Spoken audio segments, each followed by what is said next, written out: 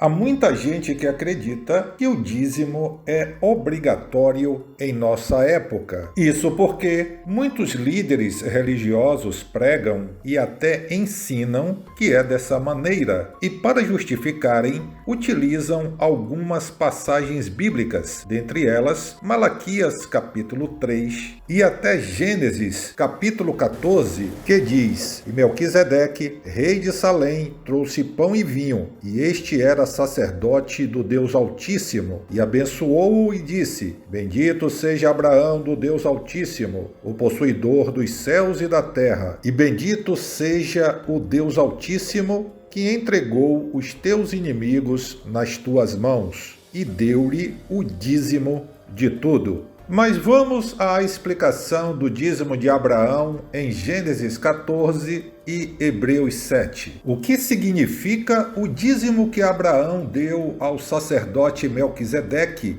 em Gênesis 14, versículo 18 ao 20? O que quer dizer a abordagem de Hebreus, capítulo 7, versículo 1 ao 12, referente a este? Neste vídeo, tentaremos dar a explicação, explorando os detalhes dessa narrativa histórica e profética. A representação profética do Messias através de Melquisedeque e no dízimo de Abraão. Primeiro de tudo, observe que nessa passagem, Melquisedeque representa o Messias, isto é, o ungido, e Abraão representa a tribo de Levi e seus sacerdotes. Quando Abraão dá o dízimo dos despojos da guerra para Melquisedeque, conforme o versículo 4, e é abençoado por ele, o texto deixa claro que, por isso, Melquisedeque é maior do que Abraão, conforme os versículos 6 e 7. Logo, já que Melquisedeque representa o sacerdócio do Senhor e Abraão o sacerdócio dos levitas, este acontecido de Gênesis 14, versículo 18 ao versículo 20, significa profeticamente que o sacerdócio que Jesus alcançou é superior ao sacerdócio dos levitas, pois ele é sacerdote eternamente à semelhança de Melquisedeque, conforme Salmo 110, verso 4 e Hebreus, capítulo 7, versículos 11, 17 e 21. Portanto, talvez o patriarca nem imaginava que seu dízimo estava sendo um ato profético da comparação entre ambos sacerdócios, do Senhor e dos levitas, pois quando Abraão dá seu dízimo a Melquisedeque, ele certamente julgava que estava praticando um costume já existente nas nações, que davam dízimos aos seus reis, e Melquisedeque também era rei, conforme Gênesis capítulo 14, versículo 18. Além do mais, Abraão deu este dízimo uma única vez e não transmitiu esse costume ao seu filho e a seus netos. Prova disso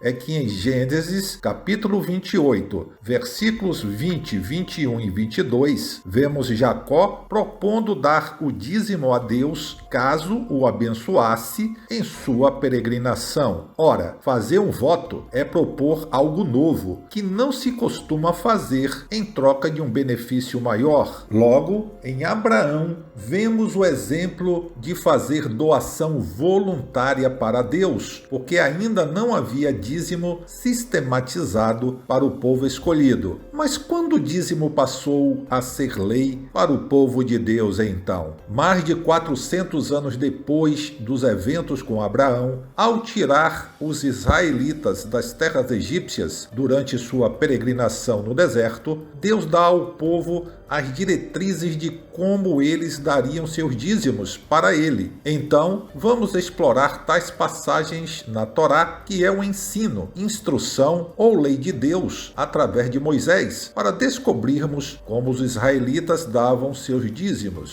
Primeiro começamos com Levítico, capítulo 27, versículo 30 ao 33, onde há a primeira legislação do dízimo para o povo escolhido. Aqui vemos que Deus determina de seu povo dar uma 10ª parte dos frutos da terra a ele. Além disso, vemos ainda Deus exigindo um em cada 10 animais do gado ou do rebanho. Estes seriam consagrados para ele. Este é o dízimo bíblico. Depois destes versículos, temos mais especificações de como seriam usados os dízimos em Números, capítulo 18, versículo 21 ao 31, que diz: Dei aos descendentes de Levi todo o 10º da produção recolhida em Israel. Esta é a herança deles, o pagamento pelo serviço é realizado na tenda do encontro. Números capítulo 18, versículo 21.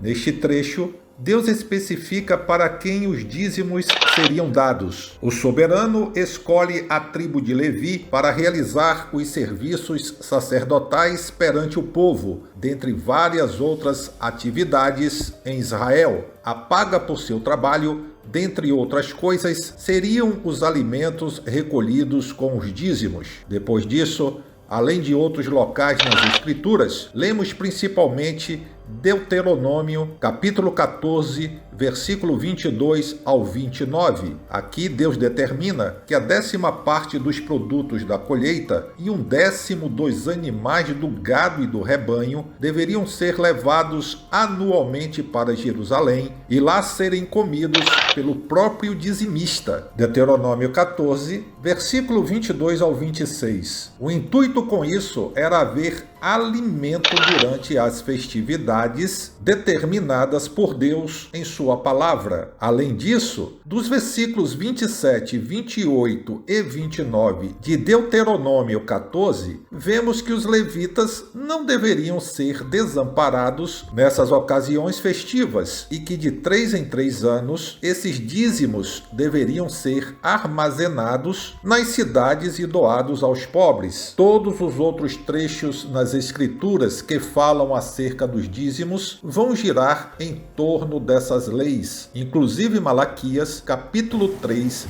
versículo 8 ao 12, Neemias, capítulo 10, versículo 35 ao 39 e capítulo 13, versículo 4 ao 12, Mateus 23, 23, Lucas 11, 42, etc. Mas o dízimo de Abraão, como é possível perceber, não tem uma relação direta com esses, porque nos tempos deste patriarca não havia uma legislação exata da parte de Deus para isso, e ele nem mesmo ordenou a Abraão dar o dízimo ao rei sacerdote. Ele o fez porque já havia visto isso em outras nações. Além disso, Abraão dá o dízimo dos despojos da guerra, o que incluía tanto prata e ouro, como pessoas, animais, roupas, armas, alimentos e tudo mais, e foi conquistado do inimigo em combate. Veja isso em Gênesis capítulo 14, versículo 21. Então, o que aconteceu com o dízimo hoje em dia nas igrejas que não seguem as determinações de Deus em sua lei? Como vimos, os mandamentos dos dízimos tinham todo um contexto, regras determinadas, o que seria dado como dízimo e para quem seria direcionado. Deus deu todos os mandamentos na Torá e os organizou,